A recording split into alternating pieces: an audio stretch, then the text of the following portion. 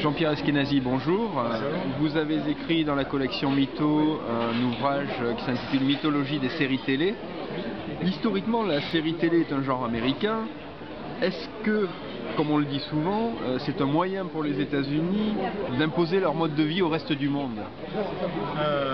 Oui, et puis non. Alors oui, parce que les séries américaines traitent du mode de vie américain. Sauf que les Américains ne cessent pas de discuter de leur propre mode de vie, ne sont jamais d'accord, s'opposent, et que dans de nombreuses séries, on trouve des discours d'opposition. Ce sont des discours d'opposition intérieure vis-à-vis d'autres choses qui concernent très peu le reste du monde.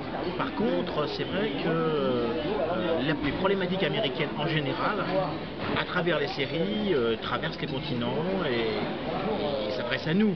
Mais dans la mesure où elles nous concernent, elles semblent nous concerner puisque les téléspectateurs français les regardent beaucoup, puisqu'elles ont un succès un peu partout dans le monde, il semble qu'elles nous concernent suffisamment pour qu'on s'y intéresse. Et qu'en est-il de la fabrication des séries télé en France? Finalement, pourquoi la France connaît-elle un retard si important en matière de séries télé? Alors, il y a plusieurs raisons qui sont toutes convergentes. La première, c'est le statut de la télévision en France, qui est nettement inférieur au statut du cinéma. Les créateurs, les acteurs importants refusent souvent de travailler avec la télévision. Le deuxième point, c'est un problème d'infrastructure. Produire des séries, ça nécessite des studios, ça nécessite une organisation qui est très peu disponible. Le cinéma se fait au coup par coup en France.